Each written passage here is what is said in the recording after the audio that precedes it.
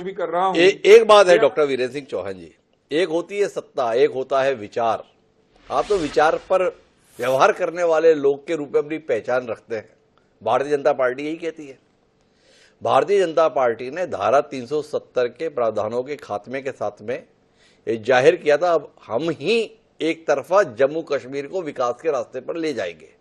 5 साल तक उस फैसले के बाद चुनाव नहीं हुए। 5 साल बाद चुनाव हुए, पर जम्मू कश्मीर की जनता ने आपकी कोशिशों को और आपको दोनों को नकार दिया।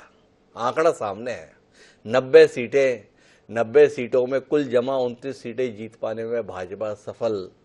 गठबंधन जो कांग्रेस और नेशनल कॉन्फ्रेंस का था, भाजपा की रीति और नीति की स्पष्ट तौर पर खिलाफत कर रहा था, उसने 48 सीटें जीत ली।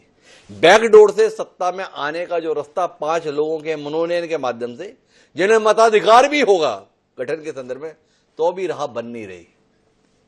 निराश नहीं है वीरेंद्र सिंह चौहान जी? इतना सब कुछ किया जम्मू कश्मीर में, धारा 370 के प्रावधानों की समाप्ति के लिए 70 साल की लड़ाई लड़ने के बाद भी जनता ने स्वीकारा नहीं। 5 साल कोशिश की आपने तब भी। डॉक्टर साहब, मैं ये कहता हूं कि प्रजातंत्र में जनता जनार्दन होती है, वो जनता हरियाणा की हो या जम्मू कश्मीर की। चुनाव में जनता के द्वारा दबाए गए बटन से सरकार बनती है। शासन करने वाले या शासन में उनका प्रतिनिधित्व करने वाले लोगों के नाम चेहरे तय होते हैं। जम्मू कश्मीर की प्रजा ने यदि हमारे विरोधियों को उनका नुमाइंदा चुना है, तो हम जम्मू कश्मीर की जनता को, जम्मू कश्मीर की जनता जनार्दन को नमन करते हैं। इससे हमारे विचार, हमारी विचारधारा के प्रति समर्पण वो डोलने वाला नहीं है। हम तो जब हम 370 अनुच्छेद और 35A को समाप्त करने की बात कर रहे थे, जम्मू कश्मीर के ये जो राजनीतिक दल, उनमें से एक जो सत्ता में भी आता दिखाई दे रहा है, ये लोग क्या कह रहे थे? अगर 370 अनुच्छेद हट गया तो हिंदुस्तान के तिरंगे को थामने वाला कोई नहीं होगा। कोई कह रहा था चीन के साथ जा मिलेगा, कोई कह रहा था खून की नदियां बह जाएंगी। हमने उस तरह के तमाम नकारात्मक नैरेटिव के बावजूद दृढ़ता से आजादी से लेकर के आज तक जो हमारा विचार था कि भारत में जम्मू कश्मीर के विलय की संपूर्णता उसी दिन मानी जाएगी जिस दिन जम्मू कश्मीर का नागरिक और हरियाणा के वीरेंद्र सिंह चौहान के अधिकार समान हो जाएंगे। हम अपने उस विचार पर अडिग रहे। हमने अपने काम को करके दिखाया।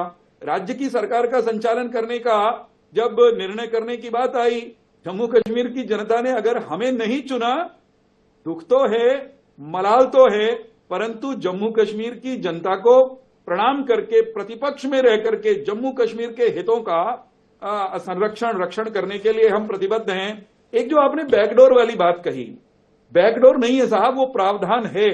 मताधिकार है, उनको कानून में है। वो कोई रात को बैठ के मेरे मन में ख्याल आया और मैंने डॉक्टर हिमांशु को फोन घुमाया और हम दोनों ने राय मिलाई और चल के उनको मताधिकार दे दिया गया, ऐसा नहीं है। प्रावधान है प्रतिनिधित्व का, तभी उस बारे में कोई चर्चा चली होगी। हरियाणा बनता है ना हमारा। अरे दिवाली किस बात की मना रहे हो? हरियाणा के संदर्भ में तमाम बड़े नेता जो सरकार का संचालन करते तसल्ली से निपट गए भाई। वित्त मंत्री जेपी दलाल निपट गए, विधानसभा अध्यक्ष ज्ञानचंद गुप्ता जी निपट गए, ये कंवरपाल गुर्जर भी निपट गए। ये तमाम नेताओं के निपटने के संदर्भ में इतना उल्लास क्यों है? इस पर भी थोड़ा रोशनी दीजिए चौहान साहब। क्या ऐसा किया इन लोगों ने? जब तमाम नए चेहरे जीतने में सफल रहे, इन मंत्रियों ने क्या गुल खिलाया था जिसके चलते हार इनके नसीब में आई? जब जनता भाजपा के साथ थी तब भी। देखिए, ये जश्न का समय है, ये जीत के उल्लास का समय है। आज चर्चा जीत पर होनी चाहिए।